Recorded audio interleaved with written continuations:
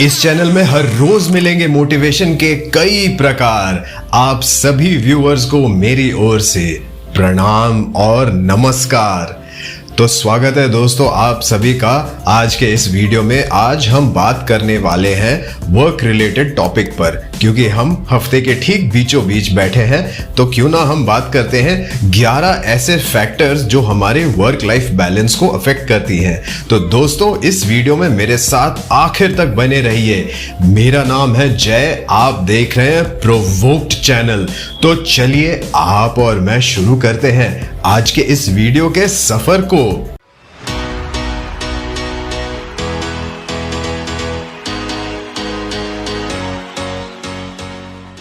तो आज के वीडियो में हम बात कर रहे हैं वर्क लाइफ बैलेंस के बारे में। तो ऐसा हो गया है दोस्तों कि आजकल हमारा काम जो है ना वो हमारे निजी जिंदगी यानी कि हमारी पर्सनल लाइफ में भी घुसता चला ही जा रहा है। ऐसा भी हो जा रहा है दोस्तों कि लोग 12 घंटे से ऊपर भी काम करने लग गए हैं, और अब उनकी जो वर्क लाइफ है और उनकी बाकी पर्सनल लाइफ जो है उसमें कोई अंतर ही नहीं बच गया दोस्तों। क्योंकि एक तो आप काम करते हैं ऑफिस में, दूसरी तरफ आप जब घर आते हैं तो वहां पर भी ऑफिस आपका पीछा नहीं छोड़ती। कॉल आते रहते हैं, ईमेल्स आती रहती हैं, कोई डेडलाइन मीट करना है रातों रात के अंदर में। और इसमें क्या होता है कि आप जो है अपने फैमिली लाइफ और आपकी सोशल लाइफ से कट होते जाते हैं। और इससे क्या है कि आजकल स्ट्रेस लेवल्स इतनी इंक्रीज हो गई है, बिकॉज हम इतना ही ज्यादा काम कर रहे हैं। 40 से 50 घंटे के ऊपर तक का काम हो रहा है हफ्ते भर के अंदर में, और तो और 6 दिन भी काम हो रहे हैं। यहां तक कि कभी कभी तो ऐसा भी होता है कि संडे के दिन भी काम होता है। तो फिर चलिए देखते हैं ऐसी कौन सी 11 फैक्टर्स हैं, वो कौन सी 11 चीजें हैं जो हमारी वर्क लाइफ बैलेंस को इंपैक्ट करती है। तो सबसे पहला फैक्टर जो आता है वो है सोशल सपोर्ट का, यानी कि जो हमारे आसपास, जो हमारे इर्द गिर्द जो भी लोग मिलते हैं हमें, वो हमारे सोशल सर्कल के अंदर आते हैं। अब इससे होता क्या है दोस्तों कि सोशल सर्कल में आपके फैमिली आ जाती है, रिलेटिव्स आ जाते हैं, आपके फ्रेंड्स आ जाते हैं, आपके पड़ोसी, आपके सोसाइटी वाले, ये सब इंक्लूड हो जाते हैं। अब इनके होने से क्या होता है कि आपको एक अपने काम से डिटैचमेंट मिलती है। काम बहुत ही लॉजिकल उस तरीके से किया जाता है, और सोशल सपोर्ट जो है, आपका सोशल सर्कल जो है, वो आपकी इमोशनल साइड को इफेक्ट करती है। तो इससे क्या है कि आप जो है बैलेंस्ड रहते हैं। आप ना ज़्यादा लॉजिकल होते हैं और ना ही ज़्यादा इमोशनल हो जाते हैं। एक बीच का एक बैलेंस बन जाता है, और आपको जो है एक ब्रेक भी मिल जाती है अपने हेक्टिक काम के स्केड्यूल में से भी। दूसरा फैक्टर जो आता है दोस्तों वो है ऑर्गेनाइजेशनल इश्यूज का। अब इसमें होता क्या है कि अगर ऑर्गेनाइजेशन यानी कि आपके जो एम्प्लॉयर है उसके तरफ से ही वर्क लाइफ के लिए कोई इनिशिएटिव नहीं उठाई जा रही, कोई कदम नहीं उठाए जा रहे, तो फिर आप अपने लाइफ में खुद से ये वर्क लाइफ बैलेंस तो बना ही नहीं पाएंगे। क्योंकि ताली तो 2 हाथ से ही बजती है ना दोस्तों, एक हाथ से तो बजती नहीं। अगर ऑर्गेनाइजेशन का सपोर्ट रहेगा तो आपको भी वो कॉन्फिडेंस आएगा अपने अंदर वर्क लाइफ बैलेंस को एक इंपॉर्टेंस देने के लिए, एक अहमियत देने के लिए। तीसरा फैक्टर जो आता है दोस्तों वो है स्ट्रेस इशू का। अब इसमें होता क्या है दोस्तों कि आपका जो वर्क और लाइफ है वो आप समझ लीजिए आप तराजू के 2 हिस्से में से एक है। अब कोई एक हिस्सा अगर ज्यादा हो गया तो फिर दूसरा हिस्सा जो है वो कम हो जाता है अपने आप। इसीलिए इसमें बैलेंस बनाना बहुत जरूरी है। अब कई बार ऐसा होता है कि आपकी सोशल लाइफ में कुछ प्रॉब्लम्स हो रही है और वो आपके काम को इफेक्ट करती है, या फिर ये भी हो सकता है आपके काम में कुछ इश्यूज हो रही है और वो आपकी सोशल लाइफ को इफेक्ट करते जा रही है। तो इससे होता क्या है कि दोनों तरफ के इश्यूज जो हैं वो एक दूसरे को इफेक्ट करते ही रहते हैं, और इसीलिए इन दोनों के बीच में एक संतुलन बनाना बहुत जरूरी होता है दोस्तों। चौथे फैक्टर की अगर बात करें दोस्तों तो वो है इंफॉर्मेशन टेक्नोलॉजी इश्यूज, यानी कि अगर आपकी कंपनी या फिर आपका जो काम है उसमें इंफॉर्मेशन टेक्नोलॉजी यानी कि सॉफ्टवेयर, हार्डवेयर और आईटी का यूज जो है वो ज्यादा होता है, तो आप जो है आप अपने वर्क लाइफ को बहुत अच्छे तरीके से मैनेज कर सकते हैं। वैसे अगर मैं अभी की बात करूं तो पैंडेमिक में काफी लोगों ने इस वर्क लाइफ बैलेंस को मैनेज भी कर लिया अच्छे से, क्योंकि इसमें हुआ क्या है कि वर्क फ्रॉम होम का जो सिलसिला शुरू हुआ है वो काफ़ी हद तक अब स्प्रेड हो चुकी है, काफ़ी लोग उसे एक्सेप्ट भी कर चुके हैं।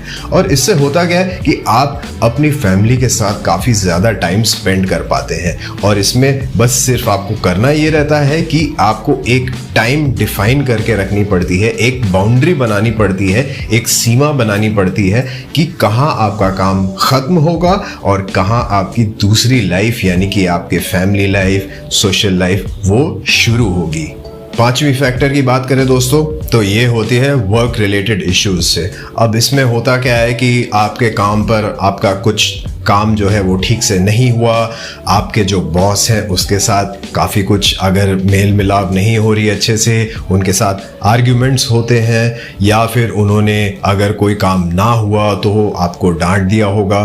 तो उससे होता क्या है कि ये जो एक प्रेशर बनती है काम से, वो अब कहीं ना कहीं तो निकलनी होती है दोस्तों।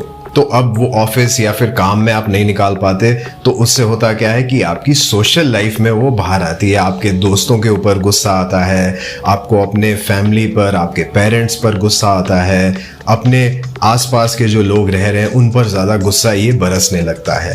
तो इसीलिए ये चीज़ों को मैनेज करना बहुत ज़रूरी है। ऑफिस की चीज़ों को ऑफिस में ही छोड़ देना ही सबसे भलाई का काम होता है। और आपको ये क्लेंजिंग जो है वो हर रोज़ बिना फेल किए आपको करना ही करना है। और ये आपको एक आदत बना लेनी है कि आपका काम जो है ऑफिस का काम ऑफिस में, घर का काम घर में, ये दोनों मिक्स नहीं होने चाहिए किसी भी तरीके से, वरना इशू या कॉन्फ्लिक्ट बननी ही है इसमें से दोस्तों। तो छठा फैक्टर भी वही है दोस्तों, फैमिली इश्यूज। अगर आपकी फैमिली में कुछ प्रॉब्लम्स हैं, कोई फंक्शन पर जाना है, कुछ फैमिली रिलेटेड काम है, घर के काम करने हैं, और आप काम में इतनी बिजी हैं अपने ऑफिस के काम में कि आप घर का काम कर ही नहीं पा रहे हैं, जैसे कि कुछ घर पे खराब हो गया हो, टूट गया हो, या फिर बिजली के बिल पे करने हो, या सोसाइटी ड्यूज पे करने हो, मेंटेनेंस ड्यूज पे करने हो, घर में कोई पूजा हो,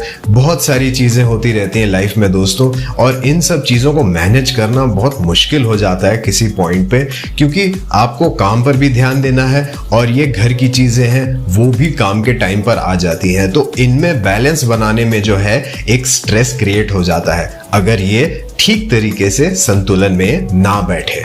सातवें फैक्टर की बात करें दोस्तों तो ये होती है सोशल इश्यूज। अब यानी कि आप अपने फैमिली से बाहर की बात करें, यानी कि आपके फ्रेंड सर्कल, आपके रिश्तेदार, आपके जो सोसाइटी में रहते हैं लोग, कोई फंक्शन है वहाँ पर, या फिर आपको कहीं जाना है किसी से मिलने के लिए दूसरे शहर में, या फिर दूसरे शहर में कोई फंक्शन है। तो फिर इससे क्या होता है कि आपका जो एक प्रेशर बन जाता है कि आपको काम तो करना ही है, और अगर आपका काम वर्क फ्रॉम होम टाइप या फिर आईटी रिलेटेड नहीं है तो फिर तो आपको ऑफिस में होना बहुत ज़रूरी हो जाता है।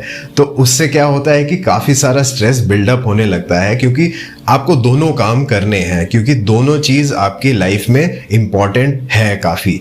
और इसमें मुश्किल ये हो जाता है कि आप कौन सी चीज़ करेंगे। अब आठवें फैक्टर की बात करें दोस्तों तो ये है ऑर्गेनाइजेशनल सपोर्ट। यानी कि अगर जैसे मैंने पहले ही कहा, अगर आपके ऑर्गेनाइजेशन में ही वर्क लाइफ बैलेंस जो है वो प्रमोट नहीं की जाती है तो होता क्या है कि आपको आपके 8 घंटे या 9 घंटे या जितने भी टाइम आपको बिताना है ऑफिस में वो आपको मैंडेटरी हो जाता है, और आपके बॉसेस, आपके मैनेजर जो हैं वो आपके दूसरी कोई भी कमिटमेंट्स या कोई भी काम को जो है वो नकार देते हैं, वो मना कर देते हैं, वो डिनाई कर देते हैं, क्योंकि उनके लिए तो उनका काम ही सबसे ज़्यादा इम्पॉर्टेंट है। और वो आपकी सोशल लाइफ, आपकी फैमिली लाइफ, आपके बाकी के जितने भी लोग हैं आपकी लाइफ में, उनके रिलेटेड काम को वो बिल्कुल ही साइड में कर देते हैं। तो इससे होता क्या है कि अब स्ट्रेस तो आनी ही है, क्योंकि जो एम्प्लॉय है जिसके लिए ये दोनों काम जो है वो इम्पोर्टेंट है, उसके लिए ये डिसाइड करना बहुत मुश्किल हो जाता है कि मैं कौन सा काम करूं, क्योंकि ये दोनों लोग ही उसके जीवन में बहुत इंपॉर्टेंट है। लेकिन अक्सर ऐसा ही होता है कि हम जो है अपने काम के ऊपर ही फोकस करते हैं और अपनी बाकी चीज़ों को साइड में रख देते हैं। लेकिन दोस्तों ये आप एक बार कर सकते हैं, 2 बार कर सकते हैं, 5 बार भी कर सकते हैं, लेकिन ये आप अपने पूरे जीवन भर तो नहीं कर सकते दोस्तों। इसीलिए ऑर्गेनाइजेशन का सपोर्ट वर्क लाइफ बैलेंस में सबसे ज्यादा इंपॉर्टेंट होता है, और अगर वो ना मिले तो ये स्ट्रेस लेवल्स जो है वो बेशक वो बढ़ने लगती है काफी। 9वें फैक्टर की अगर बात करें तो ये भी बिल्कुल पिछले पॉइंट के जैसे ही है। इसमें वर्क ओवरलोड की बात होती है, यानी कि आपके ऊपर काम का इतना ज्यादा प्रेशर आ गया है दोस्तों कि आपके लिए कुछ और चीज के लिए समय ही नहीं बच रहा है, और आपके खुद की जो एनर्जी है, खुद की जो शक्ति है आपकी, वो बिल्कुल डाउन होती चली जा रही है, क्योंकि आप इतना ज्यादा काम कर रहे हैं कि आप बिल्कुल थके हुए घर आ रहे हैं, और आपके पास तो इतना भी एनर्जी नहीं बच रहा है कि आप ठीक से खाना खा के कुछ 2 बातें भी कर पाएं अपनी फैमिली के साथ में। अगर ऐसा होता है दोस्तों तो उससे क्या होता है कि आप जो है धीरे धीरे करके सबसे कटते चले जाते हैं, क्योंकि आप तो बिल्कुल एक अकेले व्यक्ति बन जाते हैं उसमें। आप सिर्फ उठ के जा रहे हैं सुबह ऑफिस और शाम को वापस आ रहे हैं और सो जा रहे हैं, और आपके बाकी जो लोग हैं लाइफ में वो तो आपसे कटते ही चले जाते हैं, क्योंकि ये एक दिन चल सकती है दोस्तों, ये सालों साल आप नहीं चला सकते ऐसे। 10वें फैक्टर की अगर मैं बात करूं तो ये काफी केसेस में इंपॉर्टेंट फैक्टर होता है। ये होता है इंडिविजुअल इश्यूज का, यानी कि जो व्यक्ति खुद इस क्वेश्चन में है वर्क लाइफ बैलेंस की, वो खुद ही कोई कदम नहीं उठा रहा, तब तो फिर कुछ भी नहीं हो सकता। अगर ऑर्गेनाइजेशन भी सपोर्ट दे रही है, अगर आपके सोशल सर्कल वाले भी सपोर्ट दे रहे हैं, फैमिली भी सपोर्ट दे रही है, लेकिन आप खुद ही वो वर्क लाइफ बैलेंस नहीं मेंटेन करना चाहते, तब तो फिर कुछ भी नहीं कर सकते दोस्तों। क्योंकि आपको ये समझना बहुत ज़रूरी है कि वर्क यानी कि आपका काम जो है वो सिर्फ एक हिस्सा है आपकी ज़िंदगी का, वो सेंट्रल पार्ट नहीं है, या फिर काम जो है वो ही जिंदगी नहीं है दोस्तों। उसके आगे भी, उसके बाद में भी काफ़ी कुछ है करने के लिए, और काफ़ी कुछ है जीने के लिए। तो इसीलिए दोस्तों आपको ये कदम अपने अंदर से भी सबसे पहले उठाना होगा। मैं तो कहूँगा कि आपके तरफ से ये कदम तो सबसे पहला होना चाहिए, कोई और आपको सपोर्ट करे या ना करे। 11वें फैक्टर की अगर बात करें तो वो होती है लैक ऑफ नॉलेज, यानी कि ज्ञान की कमी।